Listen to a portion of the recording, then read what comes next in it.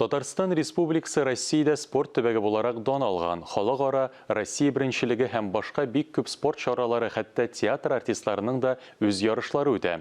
Мәсәлән, Кәрим Тинчурин театрында ел сайын өстәл уеннары турниры үтә. Анда Казанның төрле театрлар артистлары бик теләп катнаша. Быел иң оста теннисче һәм шахмат уйнаучы кем булганын хәбәрчебез Илһам Галиуллин күреп кайтты.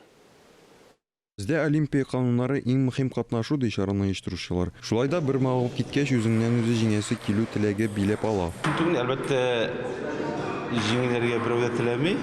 Гомумән, минем үземнең канда да бар ул, җиңәсе килде бердә. Тренировкалар бик аз булса да, әлбәттә, ярыш башлангач чын җиңү өчен.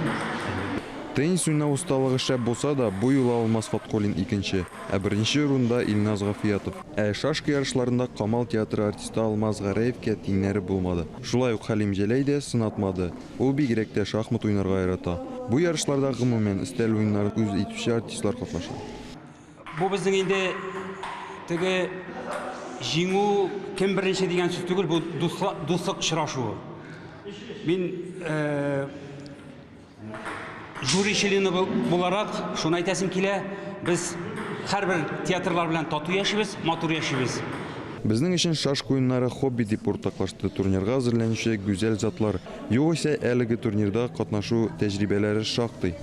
Ике тапкыр җиңүче булып калдым. Хатын-кызлар арасында беренче урын алган бер елны, икенче урын. Аннары инде менә безнең хәзерге яшь кызларыбыз үсеп килә, бик акыллы, Диләрә һәм Лилия. Алар безнең көчле санала. Шашка уенында бик көчле кызлар санала. Монда ярыш булса да, бу үзенчә бер күрешү бәйрәмедер. Монда көндәшеп бөтенләй юк. Аралашып, күңел ачып, шулай рәхәтләнеп.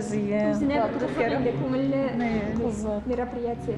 Хатын-кызлар арасында үткәрелгән шашка уйнау ярышларында Диләрә Фәттахова җиңде. Илһам Галиуллин, Владимир Юрков, Татарстан яңалыклары.